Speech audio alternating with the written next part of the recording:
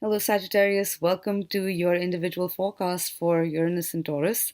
I have recorded an overview of the entire transit in another video. So if you haven't seen that, I'll add a link below. Please do check that out and apply what I'm saying there to this video. Do listen for your sign and your rising sign as well, and it'll probably give you a fuller picture. This is an 8-year transit. It's a once in a lifetime transit, and it's an 8-year transit. So do listen to this forecast as time progresses over time and look at how things are unfolding for you. And this is a general reading, so if you want a more in-depth reading, contact me for personal consultation and I would love to work with you. It's where the magic happens.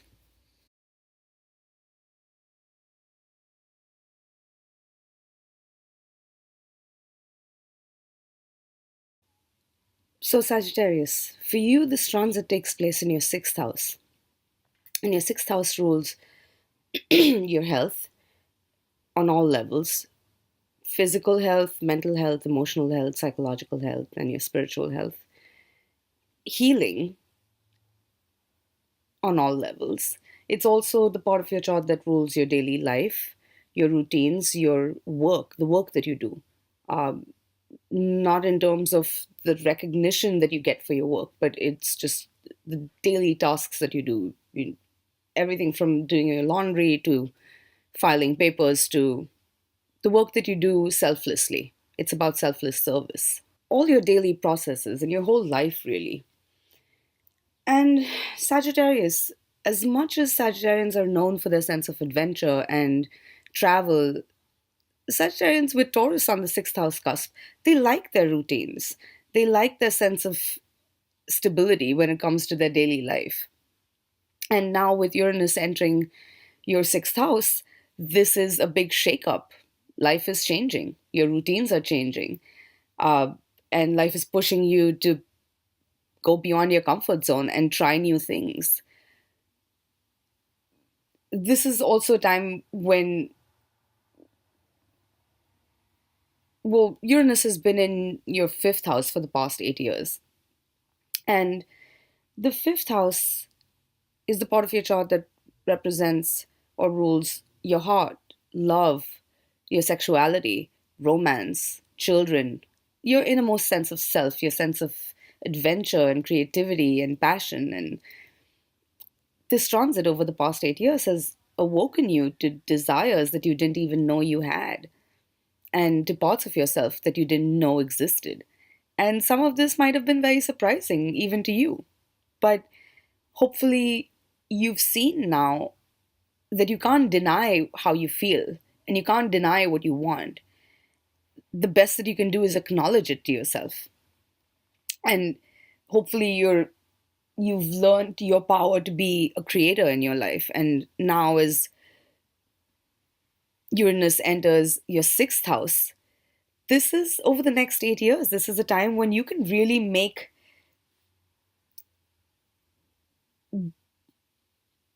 something that has seemed like an impossible dream come true, like whatever vision you have of your life. In fact, right now, Jupiter, your ruler, is in Scorpio in your 12th house retrograde at the time of this ingress. And what this suggests to me, especially now as Uranus enters Taurus,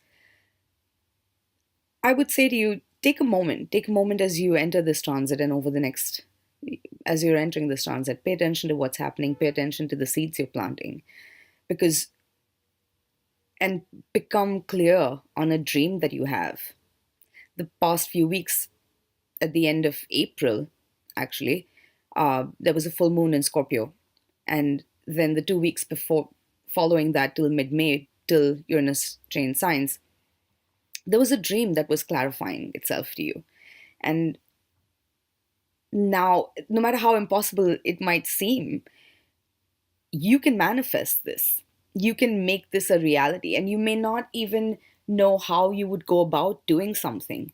But this is the sixth house. So it's about your daily processes. It's about the things that you do daily. And it's about being open to serendipity, because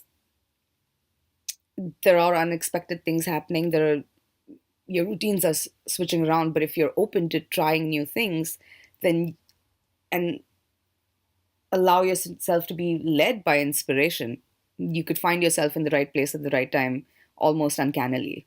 And life will have a way now of surprising you daily. Uh,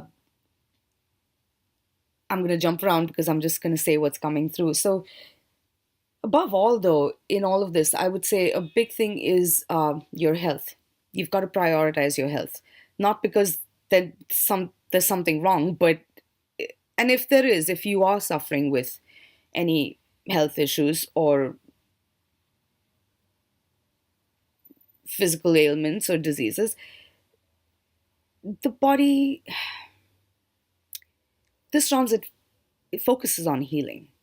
And what you're learning now, and what I'm saying to you now, is that the body is a miraculous instrument. It's an amazing healing instrument, and the body is able to heal itself. And you could have miraculous recoveries over the next 8 years. Or if, but for the body to heal, really, we don't even need to do anything other than give it the space and create the environment that it needs to heal, which means give it good food, good rest, sleep.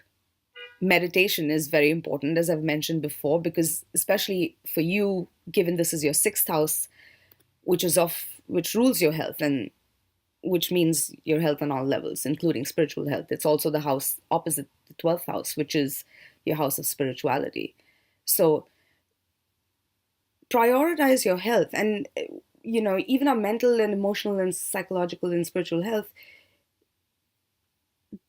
that's energy vibrating on a subtler level.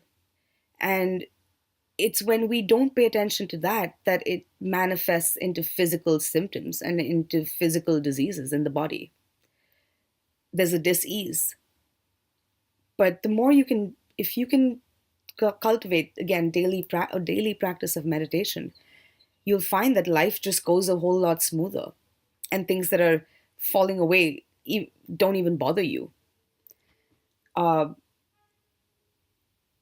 and look, this thing about creating space for healing is true on all levels. Whatever it is you're working on, you can heal something.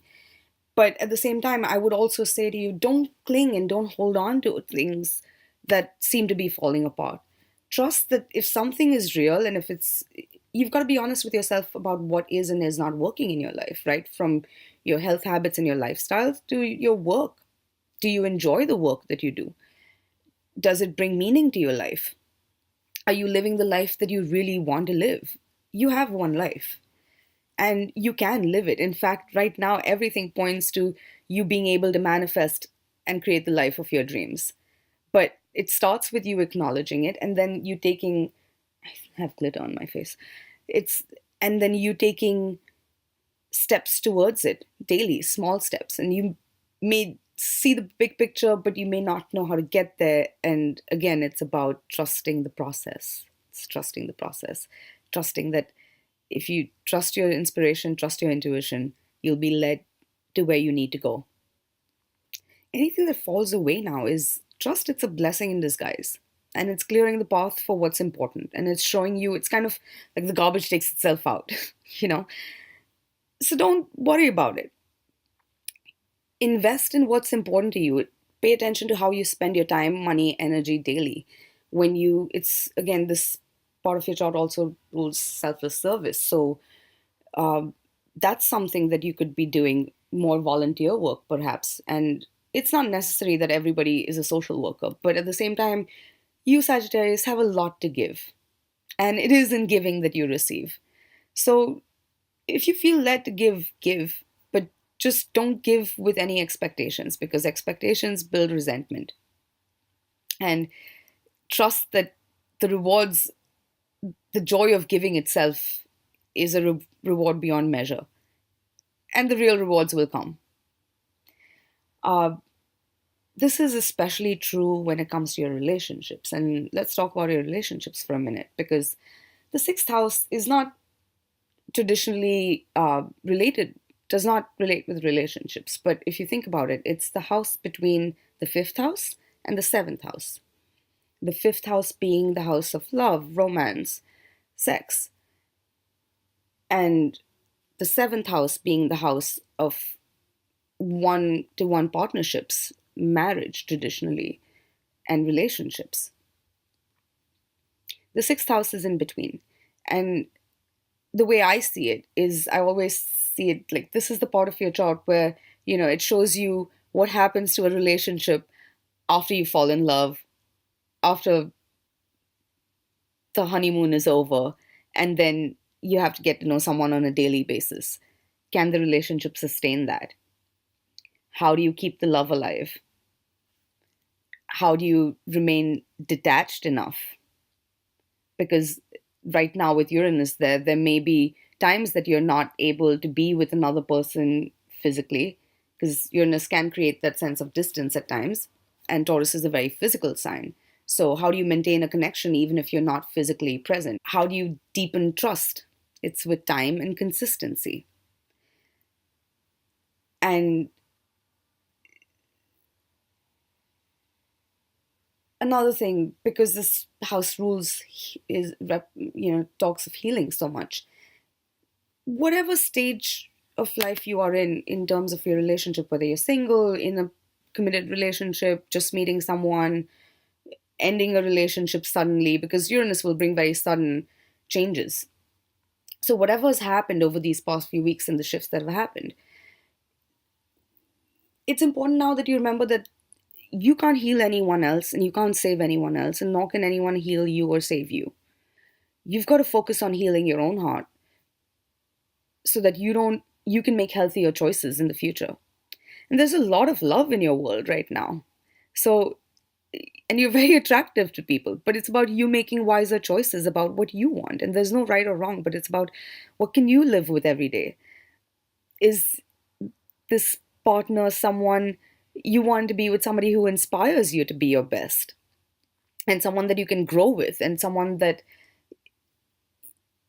you can be challenged by, and who gives you the space and freedom to be yourself and do the work that you do, and mutually, vice versa. And this is something that, again, just comes with time.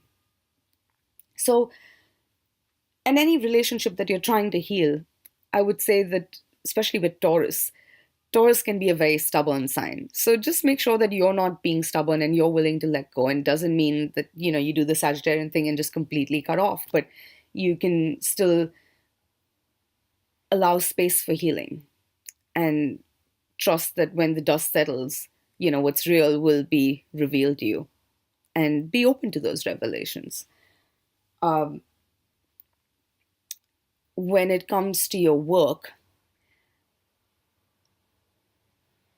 I mean, this part of your chart also represents, just cleansing and organizing and stuff. So that on a very practical daily level, I think I mentioned this before. I don't know. I've just been going on. Um, Acknowledge what is or is not working for you in terms of your life and your work and your daily habits, and it's about you living your best life, and it's about the quality of your life rather than the quantity of your life or the longevity, because none of us know how long we have. So it's about you enjoying each day fully and being open to serendipity, because it's leading you to where everything that you want. Um, at work, uh, again, because it's Taurus and Uranus will bring sudden disruptions. So you could be, changing jobs, or if you've been in, especially if you've been in a long-standing job, suddenly you might, you know, decide to do something else, or uh, your work patterns are changing. You might be changing fields. You might be learning new skills now. And it's all about you, overcoming your reticence to try new things, because you could find that you have skills and you're natural at things. You're pretty much channeling genius when it comes to work. But as the quote goes, I don't forget who says it, but it's, you know, genius strikes, but it has to find you working. So be present, be open to inspiration. And that means that you take the time to be inspired, take a day off, especially listen to your body as well, because Sagittarians have a way of, going until they completely crash. So listen to your body. Find if you need a day off, 2 days off, a week off, take the damn time off. Life will still be waiting for you when you get back. And you never know where things lead and how. Be inventive, innovative, resourceful. I mean, you could come up with a new invention or a discovery over the next 8 years, completely revolutionize the way you work or the way you live your life, and you're restructuring your life now in a way that works for you rather than just you working for it.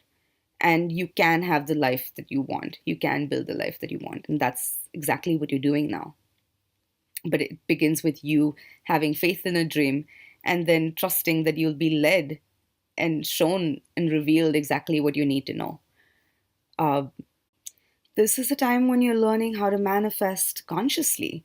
Because, look, in any given moment, as you might have learned, you are manifesting your life consciously or unconsciously. And now you're learning your power to do it consciously. And you have all of this untapped power, which you're channeling pure genius now. All you need to do is consciously create space for it, purge, cleanse, do whatever you need to do, emotionally, physically, in terms of organizing your workspace, home space. Create the space for the life that you're inviting in and invest in the things that bring you joy daily, that you value daily. And you'll find that, by the end of these 8 years, you can bring a dream to life. You can manifest it into reality. You can be living the life of your dreams. And in fact, there's probably going to be a realization that you are living the dream. It doesn't have to be 8 years for you to have that realization. But that's what's coming up. So I hope this is helpful, and I hope, I wish you the best for the coming years. So do check back in, and I hope to have more videos for you soon. I hope you enjoy this.